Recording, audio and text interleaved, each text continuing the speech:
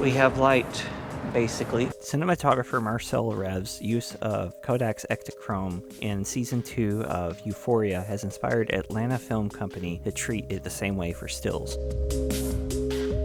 Bill from Atlanta Film Company sent me a roll of their Euphoric 100 to try out myself. You can see these examples, which includes my own, and here's an article on 35mmC, which also includes me, and it's written by the awesome Molly Kate, who is a Ektachrome, whose channel will be linked at the end of this video and in the description. You should check it out. One of the cool things about the AFC setup is that they allow you to use ECN2 processing. And this isn't just the DIY ECN2 processing, it's the official Kodak process done in Atlanta, which is really cool. And yes, this is E100 from a can, hand cut into film canisters, but sold at a fair price. And yeah, while I'll probably shoot some of this as slide film, the biggest draw to me is to be able to send it off to Dunwoody to develop an ECN2. In a nutshell, this process, while slightly increasing the grain, makes the colors very saturated and adds a very high contrast. This is Kodak Gold 200 for comparison, a very nice middle-of-the-road, decent standard emulsion with normal saturation. I wanted a bit of a challenge for Euphoric 100, more like this scene where the sun has set more fully and the artificial lighting is out. While movies such as Spike Lee's Rounders really made heavy use of this film and developer combination in daylight, the dynamic range isn't much with this combination, and the shadows will fall off fast. But if it pans out right, it'll be an iconic look, I think. Weird. Yeah. Okay, yeah, we can... yeah. Shelby and I picked this spot exactly for this lighting. These artificial, mostly fluorescent light, and this two-toned wall that had some nice neutral colors, which I thought would pair great with the splash of red they're wearing. I actually shot a roll of Cinestill 800T first, not only for the halations on the bulb I was hoping to get, but also a comparison for color and shadow detail. For as little as $1 a month, you can join the people listed here and become a member of my Patreon page to see higher resolution photos and do the comparisons of these shots for yourself. I appreciate the support, and thank you. So the other major points of difference between the Cinestill and the Euphoric 100 is that Cinestill is an 800 tungsten balance film. The tungsten balance I was hoping would balance the weird lighting color, but also I shot this at 400 for an additional couple of stops of speed, meaning it would be a lot more manageable as far as my shutter times and my apertures go. And as far as apertures go, this is going to be fairly open, just due to the continuous lighting I'm using and the darkness of the general scene. So I had a tripod, and I used a release cable for a majority of the shots until it stopped getting along with the Hasselblad for reasons unknown that haven't been repeated. But anyway, it was time to really start putting the Euphoric to work. And I started a little earlier, so we'll start from the beginning of the roll. This was just natural light, which I really dig the moodiness of. The front lighting, you'll notice, really helps everything read clearly, which turned out to be quite a good strategy for this film. I shot it a lot like you would expect slide film to be shot for low dynamic range. You've got to expect the shadows are going to fall off to black really fast. I like the GoPro. I think it adds a fun little... Good. I'm glad. That's great. Love it.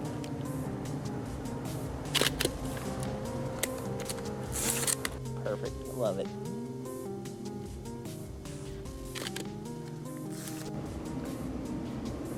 I don't trust that. Okay.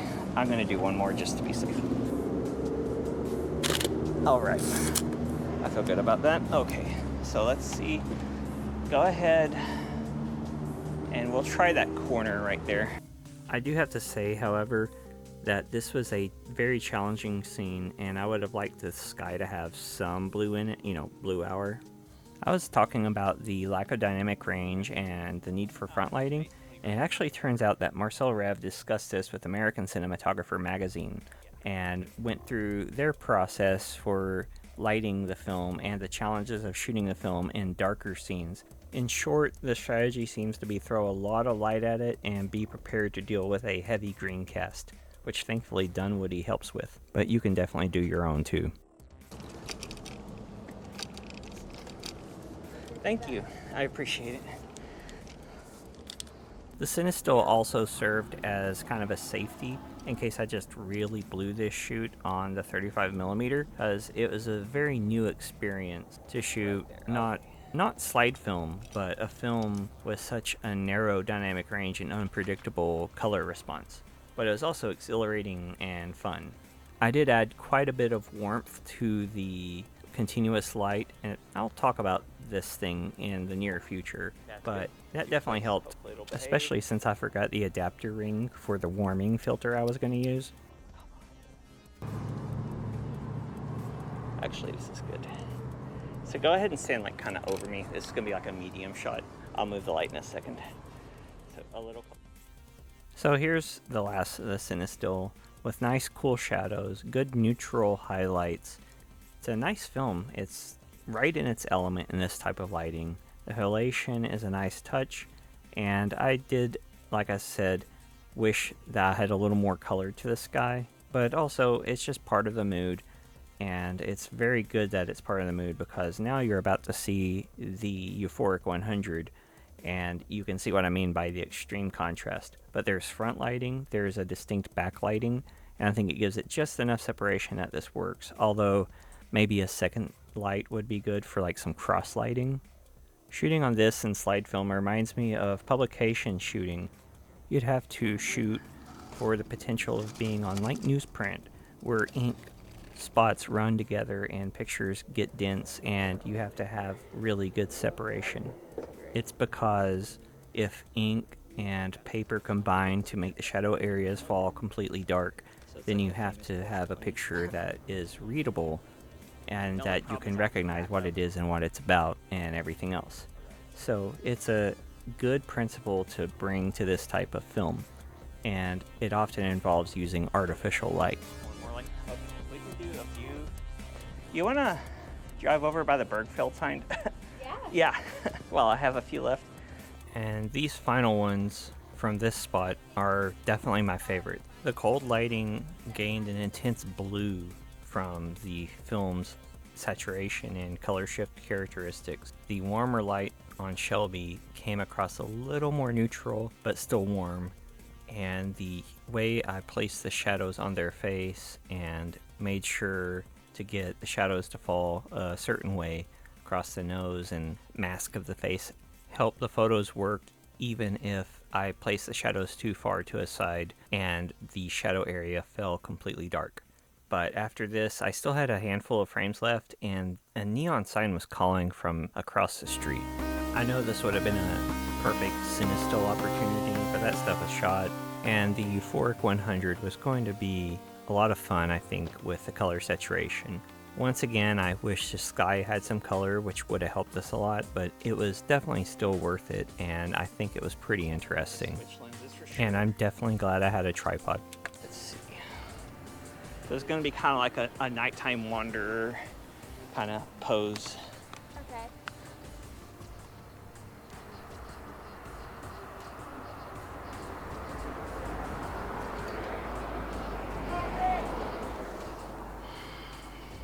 I don't know who needs to hear this other than that guy, but just don't catcall models. It's rude and only nice like once in a lifetime, for real. I could have probably dragged the shutter more on these, but since it was a continuous light, that was a little more difficult because that would have involved a lot more brightness on the subject. If that were a flash, that would have helped in this case for sure. But still, I played with the idea of really high contrast and very deep shadows, and I think it was mostly successful.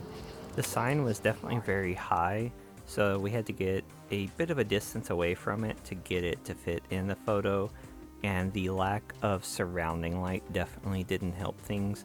Once again, I think using a flash on this setup and dragging the shutter like a full second or two would have been most productive.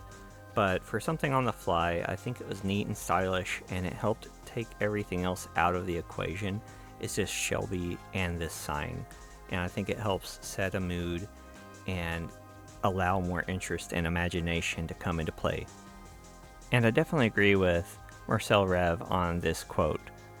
On digital, nowadays you can grade on set and create something final, so you're making your decisions from there. Film has more mystery to it, and I enjoy that mystery. Thanks so much for watching. Please subscribe, turn on notifications, and check out the videos I have here, including my first Euphoria related video. Thanks. Later.